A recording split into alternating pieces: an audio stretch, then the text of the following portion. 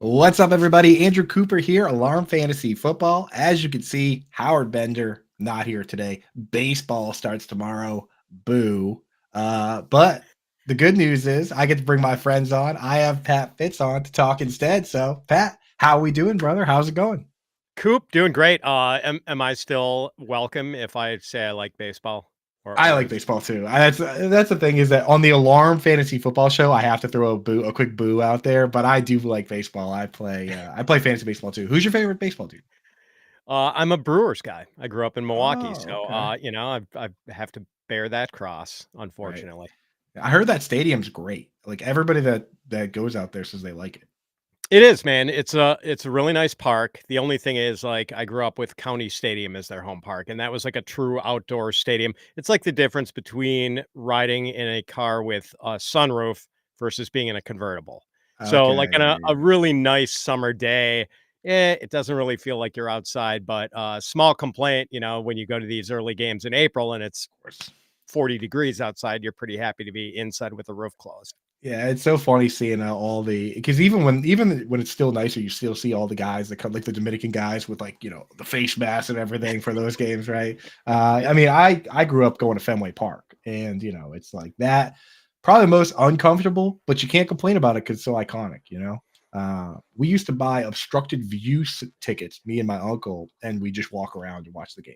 Because there's you'd be surprised. There's so many seats in there that aren't even facing the right direction, or they're behind a pole. It's just a ridiculous stadium. Yeah. Yeah, that place is it's magical. I'm glad I got to go there. My wife ran the marathon there like God, it's almost like 20 years ago now. So I bought a ticket from a scalper for the Patriots Day game. They were playing the Yankees. I mean, what a great day to make that your one Fenway Park visiting experience. I got to get back there. The place is just so amazing. That's the day to do it, man. That Monday, dude. Marathon Monday. Awesome, bro. All right. Well, let's get to some football, but let's get the SEO on track here, right, Pat? Like now we the algorithm is saying this is a baseball show. Don't worry, folks. This is a football show. What we're going to do today is what we've been doing with our guests. We're going to look real quick at news and rumors. I'm going to ask Pat some questions about his strategy, things that I think we can steal from him, and to help us out. We've had fellow fantasy pros, guys like Derek Brown on. We've had, like Jack Falcone, Dave Kluge. We're trying to pick your brain, steal some of that. And then in the last segment, which is going to be the bulk of the show, I've got a fun little thing planned for you guys. What I'm going to do, because I've been doing all the free agency stuff, I'm going to go through and look at all the teams where I think they could use a specific type of player, profile type, and I'm going to describe that type of player and see if Pat, who's I know you guys have been digging through the prospects. I've been listening to the new Dynasty show you got going on over there, and we're going to have you kind of pick some guys that might fit that. So I don't know. What do you think? That sounds great, man. And maybe we'll even make it to the fourth segment, Coop. We can do it this time. There is a secret. That's the thing. Most people don't see the show sheet behind the scene. There is a secret fourth segment that I always put in there in case we need it. But in most cases, especially with you and me, we do a little too much talking. There's not with True. with Jax Falcone, we almost didn't make it to the third segment, which is usually the important one. So let's blow through the news and notes here. Real quick, things that we don't need to really talk about from a fantasy standpoint, but this is a weekly show, so we like to get people updated, especially people listening at home. If you are listening, hit that like button, give us a good review, subscribe, download episodes, do what you can to support the show. But real quick, housekeeping: L'Jarius Sneed traded to the Titans after being franchise tagged by the Chiefs. Cameron Sutton has been released. He's got some domestic issues going on there that we don't really want to get into. And then Damian Harris is retiring. Obviously had a great, little stretch with the Patriots there, helped them win a Super Bowl, but lingering knee issues been the problem there. Not too much fantasy relevant there though, right? That's Yeah. We'll always have that 15 touchdown season from 2021. So right. fond memories for anyone who had Damian Harris that year, I guess. Yeah, for sure. The other big news this week, the rule changes, right? So there's a bunch of stuff that isn't going to matter as much to us. The emergency QB rule, you can now have a guy on a practice squad. They changed the trade deadline in the NFL, but it's like 1 week later. Unlimited players coming back from the IR, but key players were already kind of coming back if they were healthy. Big ones, though, there's going to be new reviews, play clock, and QB out of bounds can be reviewed. Shouldn't really affect us for fantasy.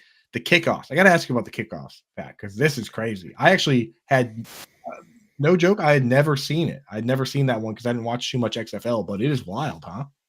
Yeah, same. I just saw that. So basically, these guys, they're positioned at what is it, like the 35-yard line, Yeah. 40-yard line on the other side of the field, and they cannot move until the kick returner has the ball in his hand. So interesting. It's good to see the kickoff return back. That's always an exciting play, and nice to have that. And the Steelers waste no time, go out and get Cordero Patterson to be their kick return guy. So yeah, I think it's going to add a little bit of excitement to the game. Yeah, and you know Belichick always plugged in with the rule changes and stuff. He takes it very seriously. Him and Rich McKay. That people say that part of the reason he didn't go to the Falcons is that he hates Rich McKay because they always disagree on the rule changes, right?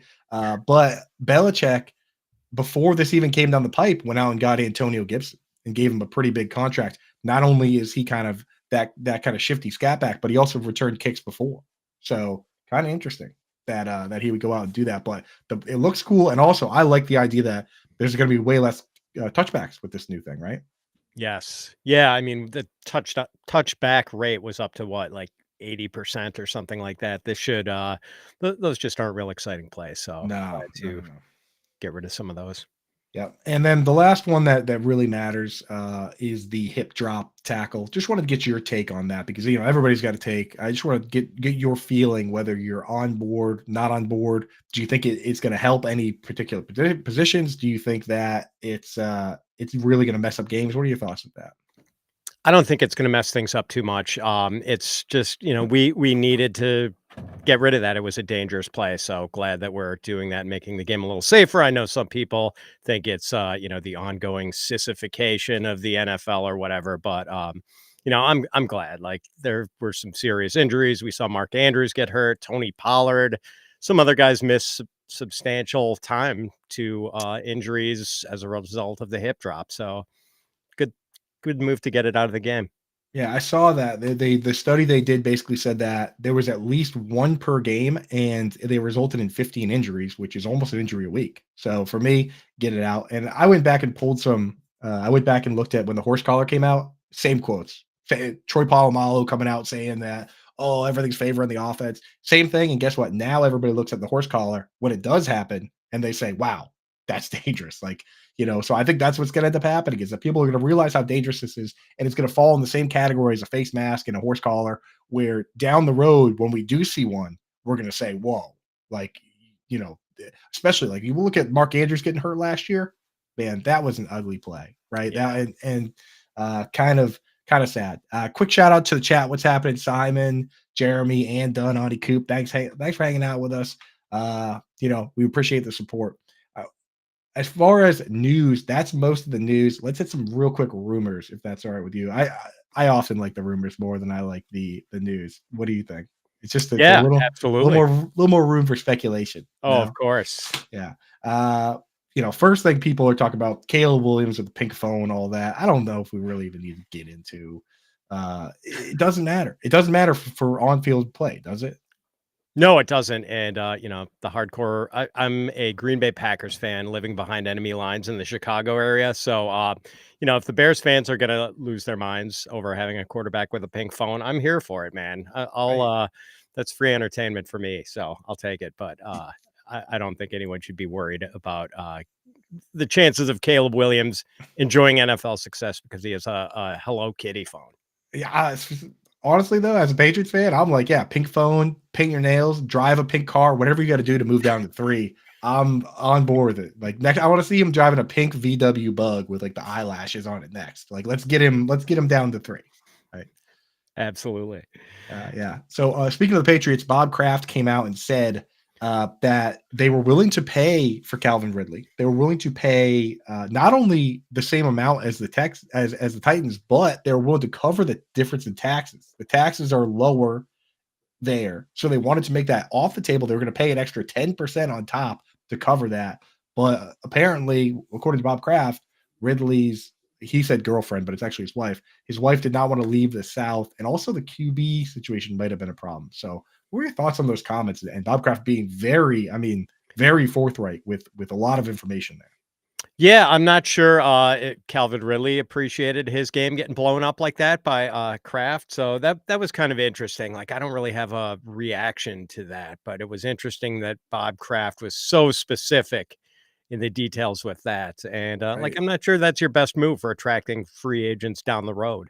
Seriously though, to just air out, this is why it didn't work, kind of shady. But it's clear what he was trying to do is basically say, hey, by the way, we offer a lot of money, so fans can't be upset. And it's not that he didn't want to play here; it's that his girlfriend didn't want to come here or whatever. He's just covering his behind here. So is what it is.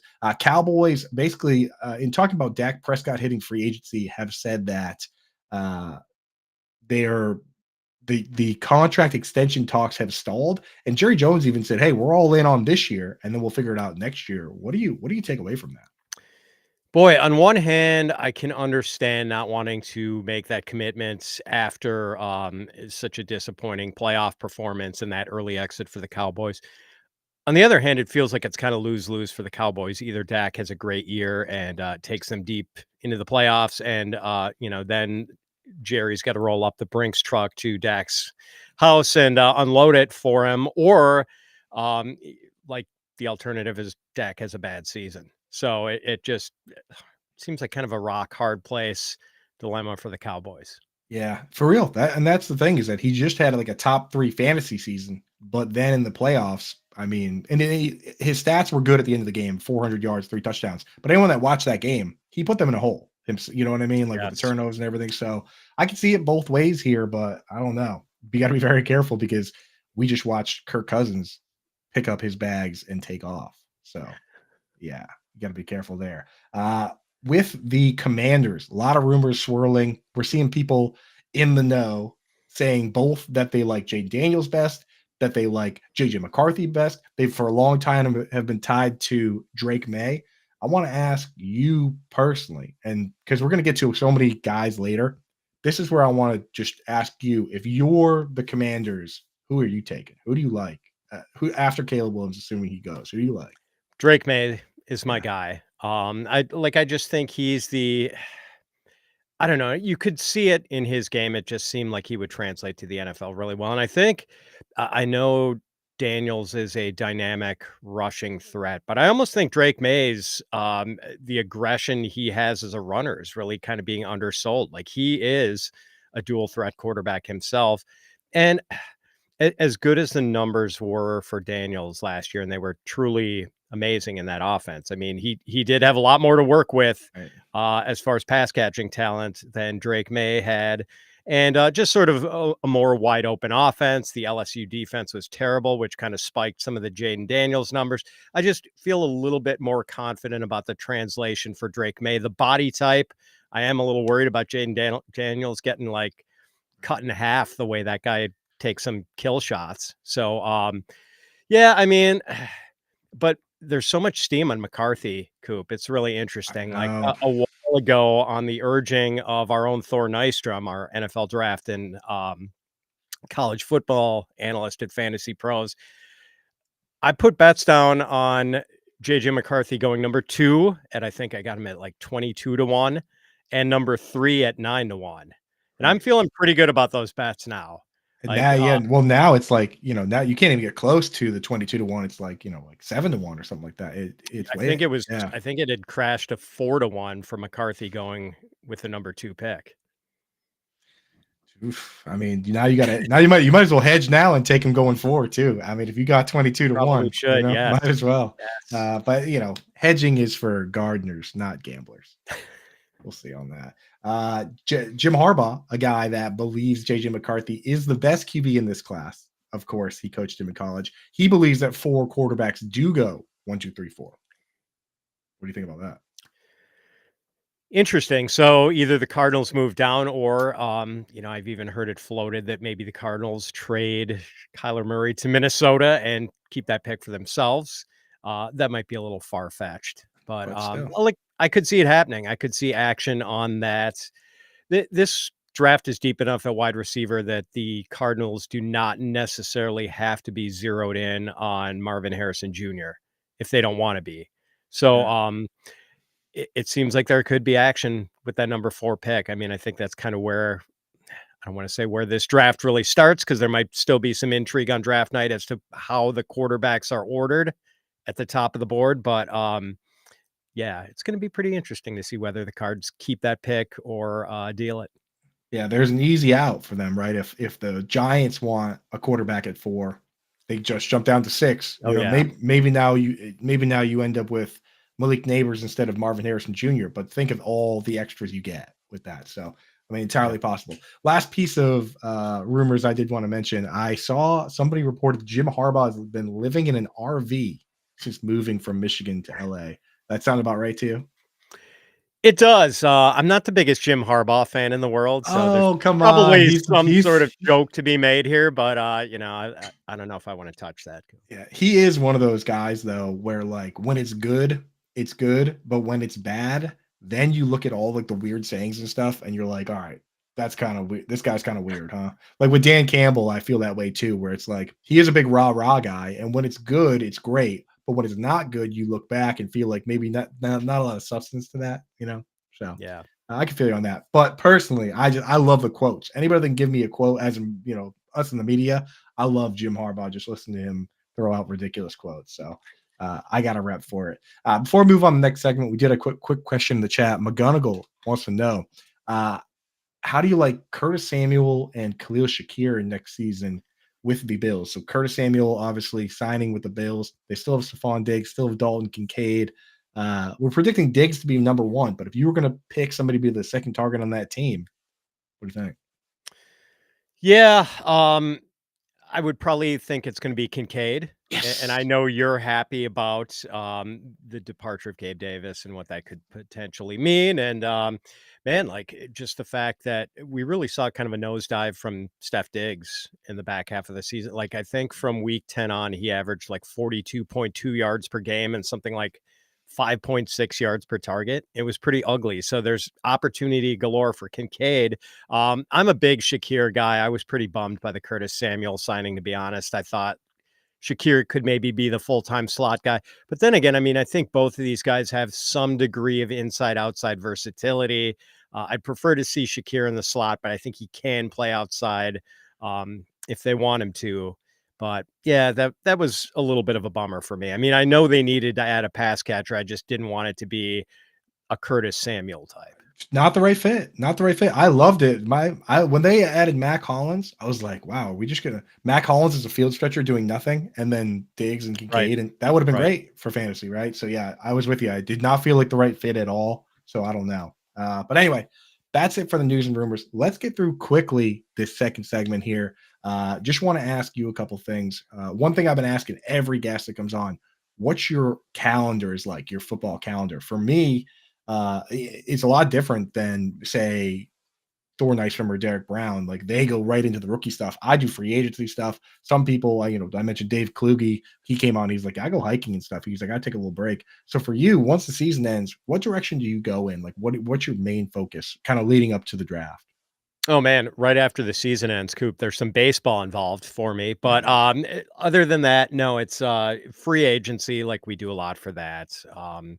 The prospecting, like we put the Dynasty show on hiatus during the NFL regular season and then bring it back right away as soon as the regular season is over. So we're doing Dynasty shows and quickly getting up to speed on some of the prospects. So yeah, it's pretty much free agency and rookie stuff. Making sure the rankings are in order. We do rankings pretty much around the calendar. It's 365 days. Like I want to have my first set of the next season's rankings out before the Super Bowl. And that's just kind of how it is. And I know people get hungry for it. As soon as championship belts are awarded, people want to start thinking ahead and figuring out how they're going to get their hands on one if they didn't win a title. So we go 365 days a year, Coop. Yeah, and with Dynasty, best ball, I mean, I'm the same way, man. I'm the same way. So no cool down here. If you could give one part of your game that you feel gives you an advantage, and it can be anything. We've had some guests talk about little moves they make when they're making trades. types of players they avoid in the draft, types of players they gravitate towards, statistics that they use. If there's anything you feel gives you an advantage, is there something out there you can kind of throw to the Fantasy Alarm crew who might not see all your content all the time? Oh man, well, this is probably not unique to me vis-a-vis the fantasy alarm crew because you guys have this too, but just being in this industry, it's like got all these extra resources. You have a question about anyone, someone's like, if I have a tight end question, I'm coming to Andrew Cooper, like if someone hits me up with a trade where they're offering me I don't know, David Njoku, and I'm looking for the long-term outlook on Njoku. I can come and ask you. So it's nice to be able to have a bunch of people who you can sort of poke behind the scenes and get their advice. Also, I, like other than that, I don't know if there's really anything. Just generally, when I play fantasy, I'm always more pass catcher focused than running back focused. And it's not that doesn't necessarily mean I'm always like 0 RB or anything, but I just feel like wide receiver is more of a what you see is what you get position, and it's easier to measure statistically, see benchmarks for success and figure out things a little bit better. I feel like wide receiver is science, evaluating that position, and running back is alchemy. Like, Yep. it's just, um, honest to God, like, when people give me yards after contact per carry stats, like, I kinda don't care because like, those they vary so wildly year to Oh year. my Like, I god. don't think they're predictive. I personally don't. I was just watching clips of Devon Achan the other day, and I thought to myself the same thing. Like, there was one play where he barely gets touched, and then he runs for 60 yards, and I'm like, "You just had 60 yards after contact." But that's not what that's Right. supposed to measure, right? So, like, I'm with you on that. And I will Yeah, say for is the contact a guy getting squared up, or is it a guy getting 2 fingers on him as he's yeah. going by? I wanna see, yeah, what about a stat of, like, continuous contact? Like, who can get that yard when you need the yard? That's a football stat. Kinda getting glanced and, and then compiling that and averaging it. I mean, it's not it's more a measure of breakaway speed sometimes than anything else. So I'm with you. And I will say I'm so with you on wide receivers. There was 1 year that just burned everybody so bad with that set that mentality back with 2017. Remember, it was like, the running backs that year were Christian McCaffrey, Alvin Kamara. Uh, you couldn't miss Dalvin Cook, Joe Mixon, and and Leonard Fournette. And the top wide receivers were like Corey Davis and John Ross. And that year, I feel like it's just huge setback for the wide receiver first people. But in most other years, that is the case. It's much easier to predict. They last longer. So I'm with you on that.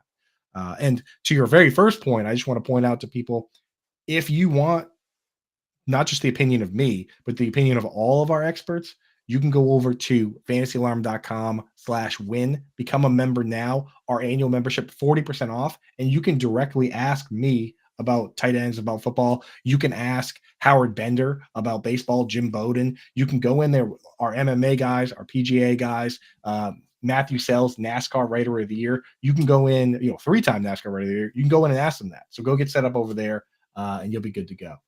So, all right, let's get into our last segment. Last question I want to ask you, Fitz, before we go in, is that like what? Because a lot of people play different formats, and that's the format that's kind of in your mind. So, for you, what's the format that kind of lives in your head? Like when I ask you a question, what's your kind of default format? Oh, man, so well, I'm more of a redraft guy than dynasty, but are we talking Too. dynasty specifically since it's, like my dynasty Yeah. format preferred is 12 teams, super flex. 30-man rosters is good, and I would prefer to play without IR. I Okay. just like I like a little more action on waivers in season. I know like with 30-man rosters and 12 teams, it's still mostly going to be tumbleweeds out there. But if you can if every team can put 4 guys, 5 guys on IR, then there's really nothing out there. I like the dilemma of, if you've got a guy hurt long term, are you going to ride it out with him, or are you going to just like cut bait and get immediate help? Right. Obviously, if it's a star, you're going to keep him for the long haul. But if it's kind of a marginal guy, what do you do? It's I don't know, kind of interesting. So I don't think a bunch of IR spots are necessary. 1 or 2 tops if you insist on having IR, but, so yeah, like, and always super flex, man. Like, I nothing are against yeah, the no, 1 QB yeah, people, but, it's just after your startup draft, all you're doing subsequently is rookie drafts, and rookie drafts are so much more interesting when quarterbacks are more valuable. way more interesting. And again, redraft one QB, absolutely. But yeah, I think it's time if you're doing a startup now, then do it as a super flex draft. That's where we're living, man. And I will say with the IRs, especially when there's a lot of them, gives me anxiety because this time of year, I always throw so many guys on my IR and then I forget about it. And then this time of year comes around and I need to cut my roster down. And it's like in my mind, I'm like, oh yeah, I got to cut 3 guys. I have 3 picks, but I have 5 guys in my IR. So now I'm like, oh, I have to cut 8 guys right now. It's like I'm with you on that. It's way more simple if it's just this is your team. Your bench is deep enough. A 30-man bench, your bench is deep enough. You don't need the extra spots. So I'm with you on that. All right, folks, let's get to the meat and potatoes of the show. An idea that I had, and actually had the idea, then I thought of you. So I was like, let's get Pat Fitz on because I know he's plugged into who these players are. I've listened to you again. I listened to a lot of your shows, so I know you've got takes on the vast majority of these guys. But what I've been doing is I've been doing all the free agency stuff at Fantasy Alarm. So I've been going through and saying who's going where, who's going here, what are the spots that need to be filled, and what type of players fill those spots. And I've kind of been tracking all that. And I have a bunch of spots, a bunch of player types where I said, oh, wouldn't it be great if this team got T. Higgins? Well, they didn't. Right. So now I have this spot where I'm thinking, okay, why don't I ask Pat Fitz who fits that mold? Right. So I think this is a beautiful thing here. The first one I want to ask is just to without needling it down and getting too specific on player types with the first question. We already talked about the QBs you like. At the very top, let's say it does start, let's say it starts 3 quarterbacks and the Cardinals are going to pick a wide receiver. Uh, you have Marvin Harrison Jr. as your top wide receiver? I do. Yeah. I Okay. do. And it's not to, crap on Malik Neighbors in any Right. way. Like, it's great. It's like choosing between mint chocolate chip ice cream and cookie dough. I love both. Right. Mint chip's my jam, but, I'm not gonna turn down cookie dough ice cream. Like, 2 phenomenal players, great playmakers. Both guys are absolutely in the can't miss category. Yeah. And And like Odunze, not a distant third either, like a clear third, but yes. in most other drafts, Odunze would probably be number 1. Well, that actually answered my kind of next question is how do you have those guys ranked? So good. All right. Next one is and this is in a normal class, it's usually easier to find. But in this class, the running backs are kind of all over the place. So if we look at a team like the Cowboys or even the Chargers to some degree, but specifically the Cowboys right now, who is, in your opinion, the best full every down feature back that they could take? Like if you were going to pick and it might not even be the guy you think goes first off the board because some guys, they catch passes or whatever. But if you were going to pick a guy that could be a full 3 down back for a team like the Cowboys, who would you pick? Boy, so this is really interesting, Coop, in that there is not an obvious candidate, as you were just Right. mentioning, and that the guys who sort of have the body types that you look for and maybe the potential to do it, guys like, Trey Benson, tested like a champ, has an absolute, just prototypical NFL running back's body. Maybe Marshawn Lloyd could fit into that category too, but then you go back and look at their numbers from college, and these guys did not have workhorse roles for their respective teams. These guys barely averaged double-digit carries a game in college. The guys who actually have done the heavy-duty stuff in college are these Mighty Mouse types. Right. Um, Ray Davis from Kentucky, Blake Corum, who I, in my book is the best pure runner in this class. And I know he's like a little overaged, a little undersized. Like he's kind of my favorite.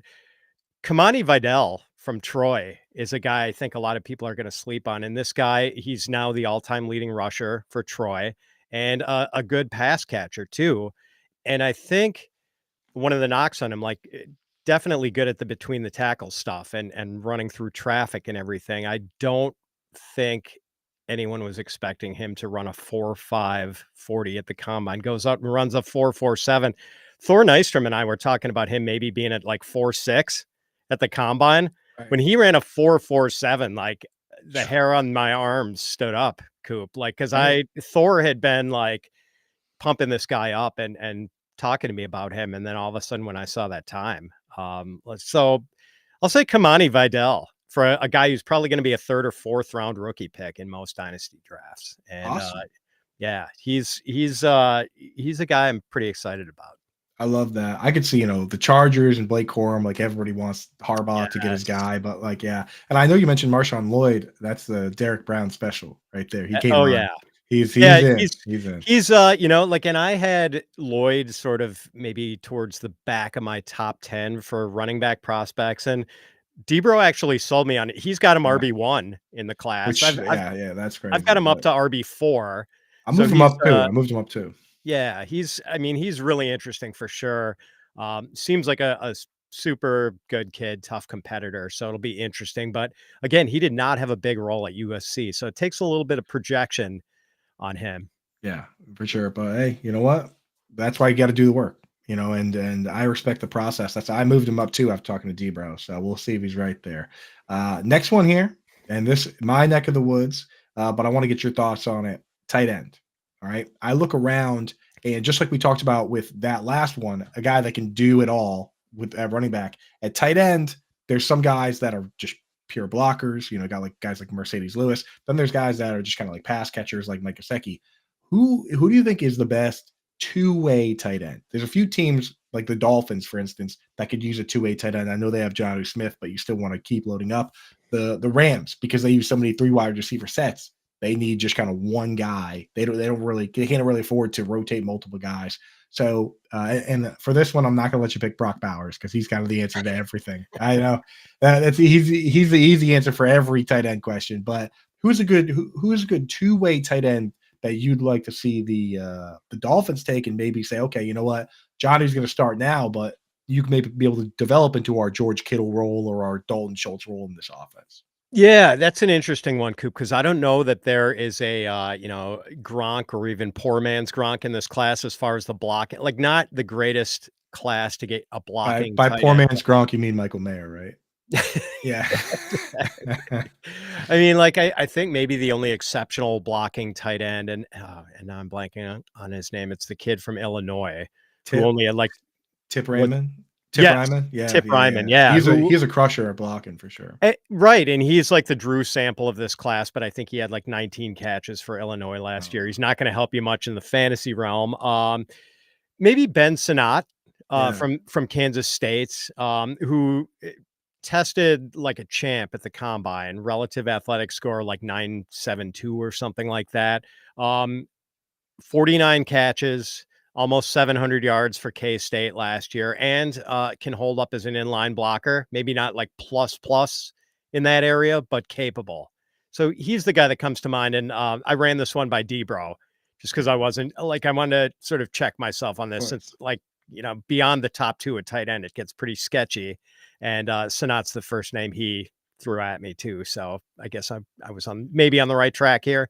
Yep, absolutely. I've got my own opinions on it too. Those are the guys that I would go for. Another name, the only other name I would throw out is maybe like a Theo Johnson, just because he tested so well. And like Yep. you look at George Kittle, he was a fifth round pick that just tested really well. So, that's kind of what they're looking for their version of that because that's the offense they run. But yeah, I'm with you. Ben Snott is probably the guy that I'm gonna peg to go to like the Dolphins. That'd be a nice one. And okay, so we've done a wide receiver, running back, tight end. Let's hit on quarterback. You've already talked about the first few guys. Let's look at the teams like the Raiders, the Giants, the Saints, where they have a quarterback, but in the back of their mind, they might still be thinking, maybe we want to take a stab on another guy, see if we can catch lightning in a bottle in like a second or third round. Jalen Hurts, second round pick, right? Third round picks, Russ Wilson, fourth round pick. There's a few out there. It's hard to find them, but when you get out away from the top four QBs, who's the guy that you would like for maybe the Saints or the Raiders to pick, where they look at what they have and say, hey, let's throw one more guy in the room and see what happens.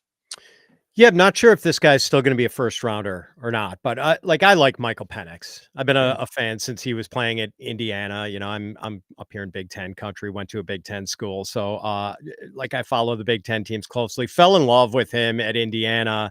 I know he's been through a lot, been through 2 ACL surgeries, but his arm talent, Coop, is just, this is a dude who can win from the pocket in the NFL. Like, there's no question about it, and I know maybe his prospect luster was diminished a bit by the national championship game. He just didn't play all that well against Michigan, but it's a really good defense. And Incredible. yeah, so Penix is one for sure. I mean, Spencer Rattler is a guy who had a really good offseason, like Senior Bowl combine, really impressed people. I think the arm talent is NFL caliber for sure. It's just that, kind of a checkered college career. Like he was not what Oklahoma was hoping he would be.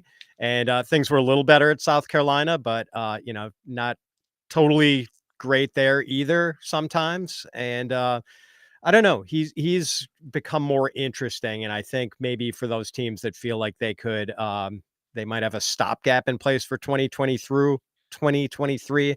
Rattler might be an interesting Right. developmental guy. Yeah, my dad wants Spencer Rattler, and we're Patriots fans. I'm just like, dude, we pick at 3.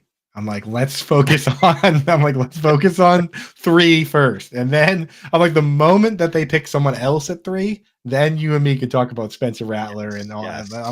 I'm like, let's not. Let's Well, just let's stay in our lane for now. But he likes him. He's in. So and with Michael Penix, the one thing because obviously the injuries, you got to question that, but teams are going to do their homework on the medicals.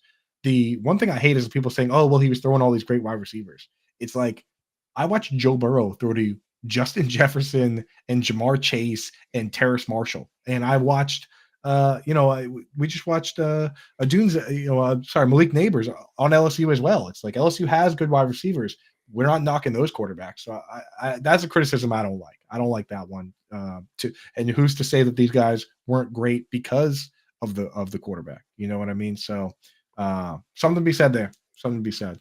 yeah, I mean, and to your point on Penix, Jalen McMillan got hurt in 2023, and Jalen Polk wasn't really on the map. Right. And Penix helped put him on the map, and all of a sudden Polk has shown up in people's top 10 lists and a great year at wide receiver. So yeah, like I totally agree with you on that. Don't count it against Penix just because he has good pass catching talent around him. Right. Bingo. So okay, let's go back to wide receiver. And this question was the one that kind of spawned the whole idea because I've been thinking about a couple teams that could use a big split end, right? And for those that don't know what I'm talking about, split end specifically means you tether your foot to the line and you fight the jam. You have to have 7 guys on the line. So, smaller guys can run around the slot and flanker, but a lot of times you need a bigger guy if you want to have that role in your offense.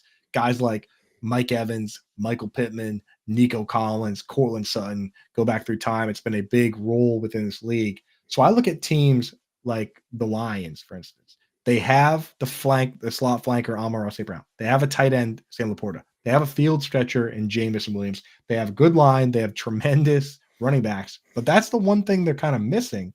And they let Josh Reynolds go.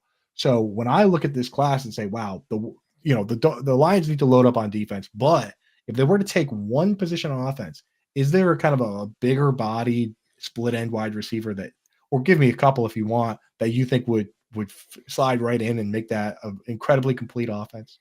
I'll give you 2, Coop, because one I think is going to be inside the top 40 Okay. in the draft, and the other is going to be somewhere outside the top 40, somewhere on day 2.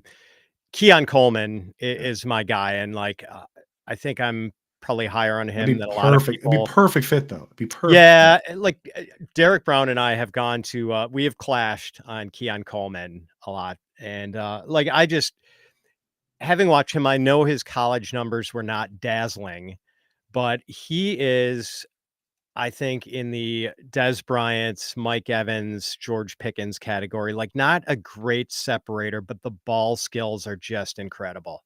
I mean, he played basketball for Tom Izzo at Michigan State before he got to Florida State, and he played right away as an underclassman.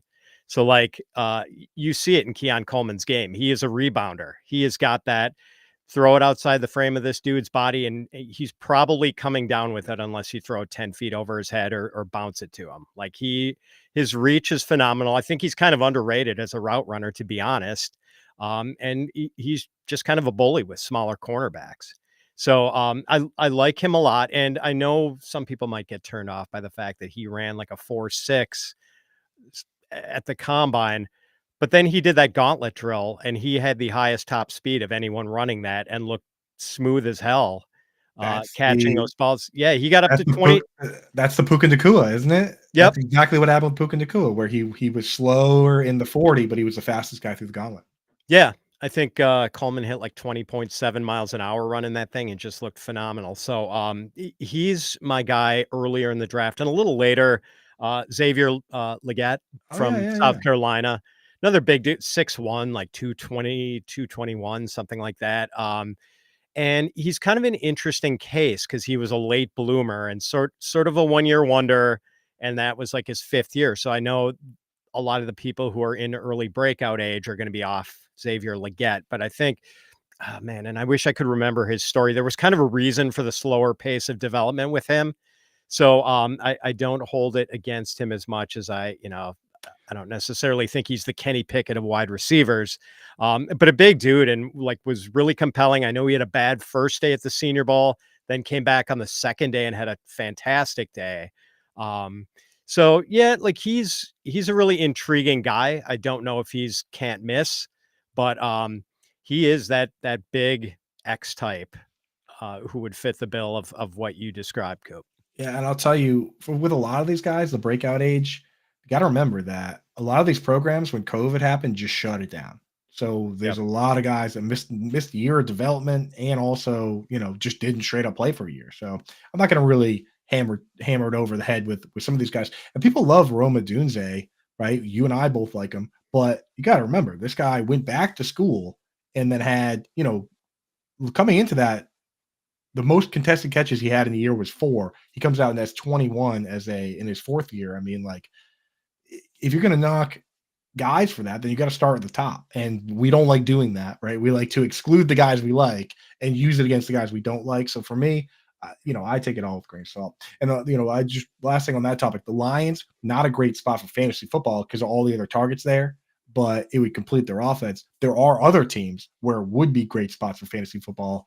Talk about the New England Patriots, right? They draft a quarterback at 3 and then circle back for a Leggett. They have all the other slot flankers with the Kendrick Bournes and the Demario Douglases. This guy can play right away on the outside opposite Hunter Henry in an offense with a young QB. So keep an eye on that. That type of pairing, Devontae Parker's gone. It's wide open out there. So there's a lot of spots out there for guys like that. Let's do another running back. You gave us a 3 down back. Some of these teams have a good pass catching back, but might want to add a bruiser back. And the fantasy dynasty gamers of the world might want to cover their ears on this one because I know we always root for the incumbent guys. We like, oh, they didn't sign anybody. Like it's wheels up. But some of these teams like the Buffalo Bills, right? They have James Cook, who's a great pass catching back. Damian Harris didn't really pan out. He's retiring. We know they've been trying to find this guy because they brought in Damian Harris and they brought in Leonard Fournette and they brought in Latavius Murray. Like they've been trying to find a bruiser. A team like that, or maybe the Bucks with Rashad White, who's a big like 2 down bruiser back. Doesn't need to catch passes. So take that out. Who's a really good, just pure rusher that could work for a team like that? Well, thanks for letting me have the opportunity to be a homer and say Braylon Allen from the Ooh, University of Wisconsin. yeah. 235, 240 pounds, just a monster and an unbelievable physical specimen. Chose not to run at the combine or at his pro day, but I don't think he's that slow. It was kind of interesting to me because I really thought he could have done something in the 4.5s, but I know maybe he had doubts about that since he chose not to run. Doesn't really matter. It just like so hard to bring down. The guy is just a beast. He does not have quite the vision or the footwork that Jonathan Taylor did, but Taylor was, just an extraordinary prospect. But he's still pretty good. Like he's not great changing direction. He has to gather himself a little, but this is definitely a dude who can make his own holes. And for the people who do like the young breakout age stuff, I mean, Braylon Allen is one of the youngest dudes in this entire draft class at any position, and yet he has more 100-yard rushing games than anyone else in this running back class. Like Right. he was productive from the jump at Wisconsin, and like he's not going to catch passes. He did it a little bit at Wisconsin. His hands are fine, but it's just like it takes a little bit. He's just not really good at gathering the ball and then quickly getting upfield. It's just not his thing. I mean, it's kind of like Alex Dunlap of Roster Watch telling me that he'd watched Derrick Henry in high school. He's like, I swear he can catch passes, but why are you bothering with that when you got a guy who's built like that? And Braylon Allen is definitely a Derrick Henry body type, so he would be first and foremost is just pure early down thumper.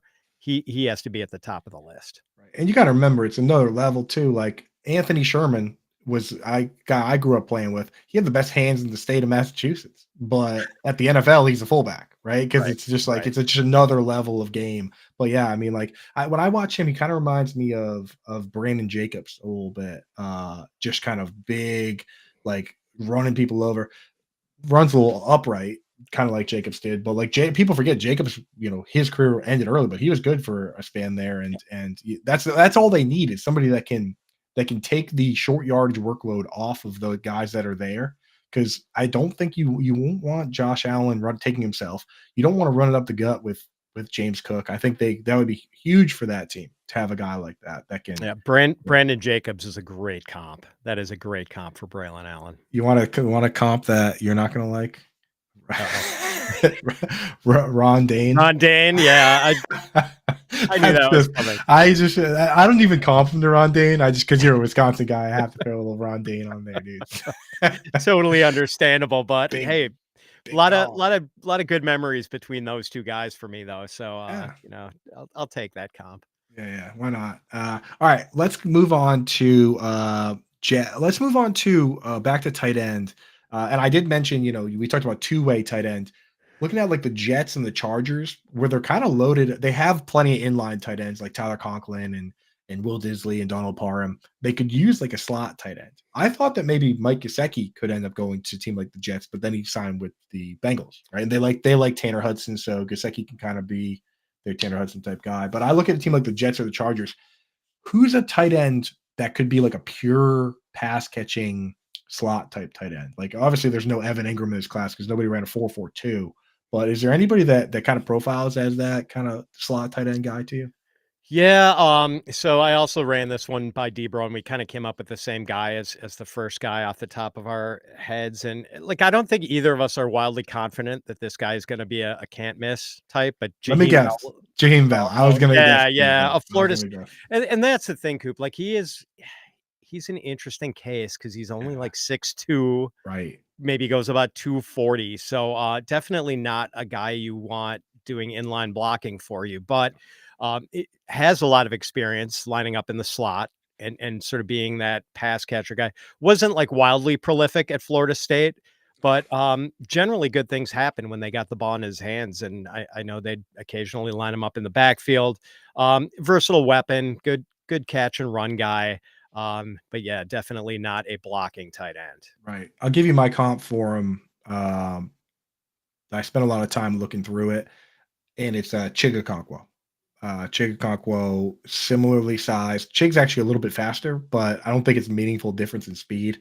For Dynasty, I'm with you though. I think the question is this with those guys, those kind of mid-sized guys, is if you're not going to be an inline guy, you need to be good enough to be better at slot than the wide receivers. And there's only so many of those guys. There's Evan Engram, Mark Andrews. The rest of them end up being Cameron Brate or Anthony Ferkser, where you're good enough to be the big dog that rotates, but they'll rotate you out for a slot guy, right? So I do worry about that with Gene Bell. I'm with you on that. But in the right spot where he gets a full-time role, it's entirely possible. So yeah. But yeah, I'm with you. Gene Bell's that's the answer to that question. 100%. Yeah, you gotta definitely have the right play caller for sure. But in Yeah. most cases, these guys are not going to be playing 70% or more of the snaps, which is kind of the ceiling for their fantasy production. Chan Gailey, where are you? If Chan Gailey was the one Yes. dude that right, like Yes. he's the one dude that would be like, he'd use like Eric Decker, Gasecki, I think David Nelson with the Bills for a bit. He's just Oh, like that's right. big Wow. slot. Yeah, yeah. I hadn't As a thought of tight end that guy, name for a while. I know that's a deep cut. But with the when he coached the Chiefs, Tony Gonzalez played the second most slot snaps behind only Hines Ward, not behind only Hines Ward. It's like Chan Gailey as a tight end guy. I'm sitting here. I'm like, let's bring that offense back. That is a great offense for tight ends. But yeah, Gene Bell needs something like that. All right, let's hit it with a couple last ones. I'll get you out of here. Let's go back to quarterback. All right, and we talked about you like Michael Penix. Uh, maybe deeper in the draft or in the same group. There's teams like the Ravens, Colts, Cardinals. They they have mobile quarterbacks, obviously, and in the case of Lamar Jackson, they just lost Tyler Huntley. They had kind of that type of player where if the starter gets hurt, you just bring in Huntley. He can run the same offense, has similar skill sets. Is there kind of a deeper quarterback and same thing with the Colts with Anthony Richardson, the Cardinals with Kyler Murray. Is there kind of a deeper quarterback that's mobile? And you could say, okay, if this guy gets hurt, we're going to have this guy come in. He can run this exact same offense. Honestly, probably not in this class, Coop. I feel like there isn't. I mean, Michael Pratt maybe is a guy who was a 4-year Uh, starter, decent arm, good mobility. Like there aren't too many guys who I think are going to be day 3 quarterbacks who I'm at all interested in this class. Joe Milton, just because of the pure arm talent, but he does not exactly. Yeah, I mean, like he might have the strongest arm of any quarterback on the planet right now, yeah, including no, anyone in no the joke. NFL. Like his arm is just he puts balls into orbit. I tell you, And if it doesn't pan out, then he should go do javelin because I bet that dude can chalk a stick. And I used to do javelin myself, and I'm watching this guy. I'm like, I bet this guy could if he spent time doing it with an arm like that. I mean, you never know. yeah, the only thing is, as Thor Nystrom has said, like he is Nuke Lelouch from Bull Durham. He is a rocket, but you don't Yeah. know where it's going half the time. So Oh yeah. Yeah. fun guy if you can get the mechanics down and work on the accuracy a little bit. But as far as like mobility, I mean, you've seen how big that dude is. He's probably not the guy you want backing No, up no, no, no, no. Lamar Jackson or Kyler Murray or running those offenses if those guys go down. I would love the Patriots at one point. This is when I was a lot younger, but they used to have a guy that was their backup. His name was, do you remember Michael Bishop? Oh yeah. Yeah, And from K-State, right? okay, so Yeah. even to college. That's you're a sharp one, Fitz. But Michael Bishop had a cannon arm, so he never played. But they would bring him in every once in a while just to throw a hail mary. And when he came out, like even though we knew it wasn't going to convert, it was just fun to watch that guy come out and be like, "All right, here comes the cannon." So I hope Joe Milton does land somewhere, and that's kind of the deal, right? You look at some of these quarterbacks that maybe don't have big arms, just to be like, "All right, you know what? Let's bring them in and just see like a Yes. 70-yard chuck. That'd be beautiful. Okay. There's a so this is kind of a pick your favorite guy because I think this class has a million of these guys, but teams like the Bengals lost Tyler Boyd. The Jets now have two really good outside wide receivers, but don't really have that smaller guy. The Steelers traded away Deontay Johnson.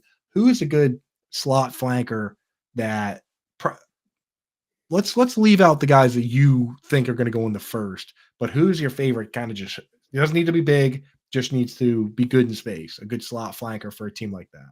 Yeah, I'll mention a guy who's pretty underrated, and we were sort of talking about his school earlier, Jalen McMillan of Washington. Okay. Yeah. And a lot of people have him as the 3rd best Washington wide receiver in this class. I kind of like him a little more than Jalen Jalen Polk. Polk. Yeah.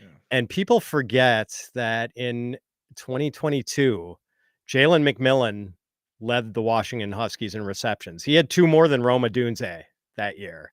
Hmm. He had, I think, let's see, 79 catches for McMillan in 2022.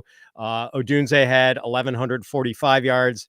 McMillan 1,098 yards. So like that was a 1-2 punch for Washington. Oh, and McMillan had more touchdowns that year, 9-7 over Odunze.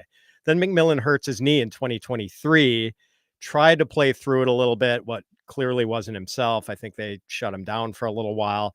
And then Jalen Polk kind of comes onto the scene and makes a name for himself. But like McMillan is this, I think he's going to be a zone beater in the NFL, has a nice knack for sort of finding open space. Like he's not really a physical guy, not a contested catch guy, not a tackle breaker, but we know But how much zone. I asked for you to replace Tyler Boyd, so I think like that's you're describing the kind of guy, right? I mean, like Yeah, he doesn't need to make contested catches because they have T Higgins. He doesn't need to break tackles. He just needs to be able to operate in space, right? So yeah, and I think that's kind of what you have with him. There's a lot of like NFL teams play a lot of zone defense now, and I mhm. think McMillan is going to be an NFL zone beater. Perfect. That's exactly what I was looking for. So on my radar now. And not to mention, we've seen times where, the first wide receiver drafted from a team isn't the best one.